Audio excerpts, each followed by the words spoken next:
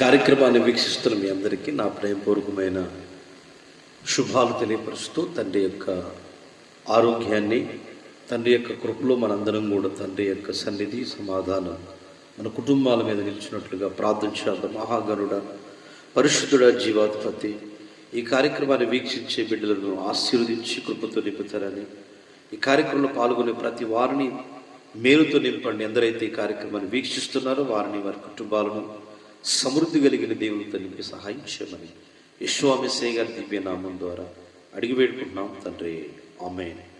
మంచిది, ఒక పాట విందా. తండ్రికే మహిమ కలుగును గాక. హల్లెలూయా.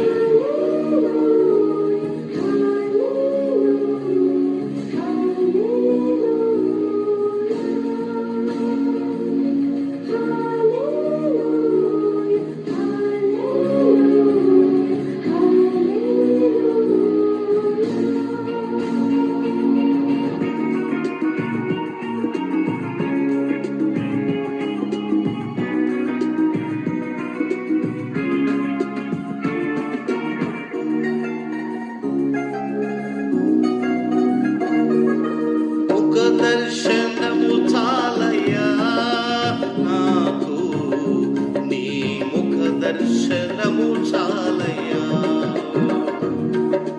ముఖ దర్శనము చాలయ్యా మాకు, నీ ముఖ దర్శనము చాలయ్యా.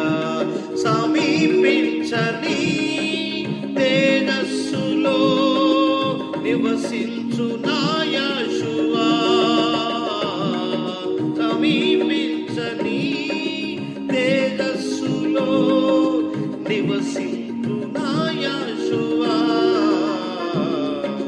నివసించు నా యేషువా.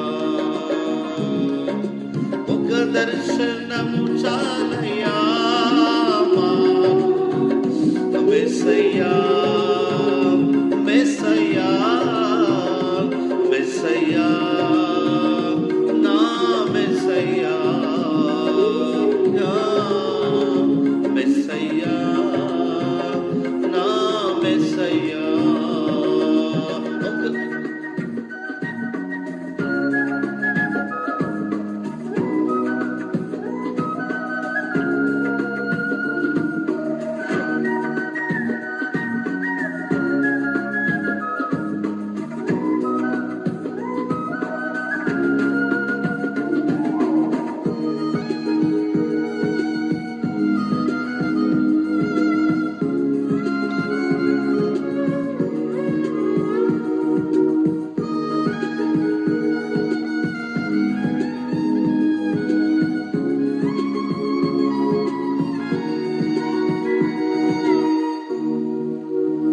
అన్నపానములు మరచి నీతో గడుపుట పరలోక అనుభవమే, నాకది ఉన్నత బహుమానమే.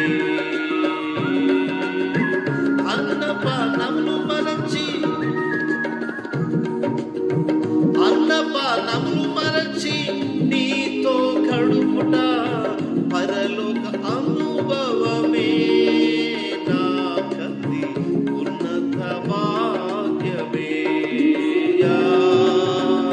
మెస్సయ్యా, మెస్సయ్యా, నా మెస్సయ్యా, మెస్సయ్యా, మెస్సయ్యా, మెస్సయ్యా, నా మెస్సయ్యా.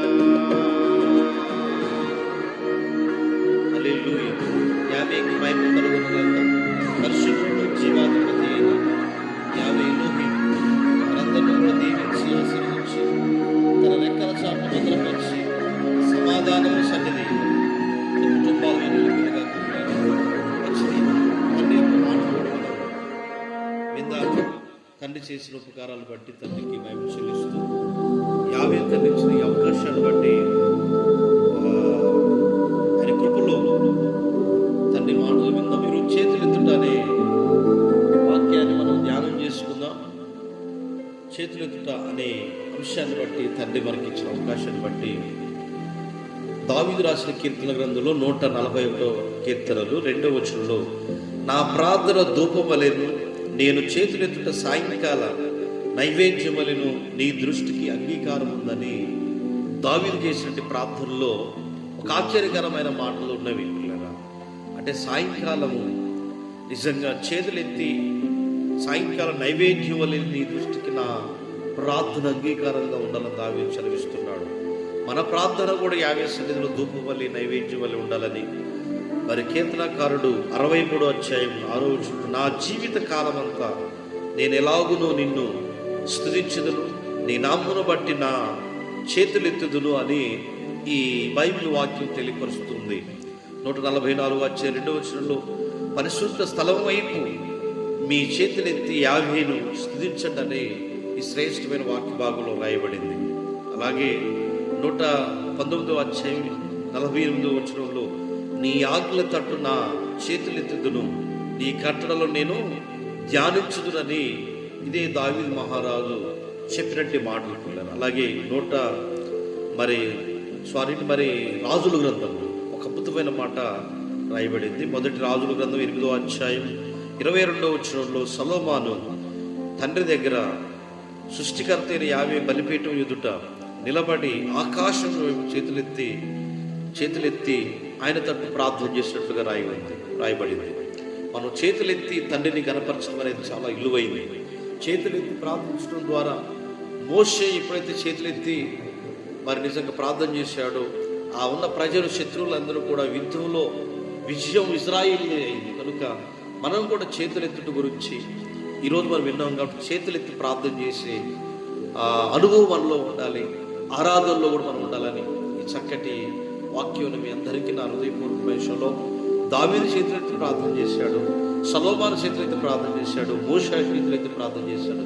మనం ఆయన సన్నిధిలో చేతులెత్తి స్తుతించడం, ఆరాధించడం, ప్రార్థించడం గొప్ప భాగ్యం. కాబట్టి అట్టి కృపాదలిత మనందరినీ ఆశీర్వదించునుగాక. తండ్రి నీకు వందనాలు. ఏ క్షణమందు ఈ సమయాన్ని వీక్షించారు వారిని ఆశీర్వదించి చేతులెత్తి ప్రార్థించే అనుభవం బిడ్డలు పొందే భాగ్యం దయించమని, నీ ముఖ దర్శనం చూసినట్లుగా సాయించమని విశ్వామిశ్రయ్య గారి దివ్యనామం ద్వారా అడిగి వేడుకుంటున్నాం తండ్రి, ఆమేన్. ఈ కార్యక్రమం వీక్షించిన మీ అందరికీ నా ప్రేమపూర్వకమైన షలోమ్ అండి. అందరికీ హృదయపూర్వకమైన షలోమ్.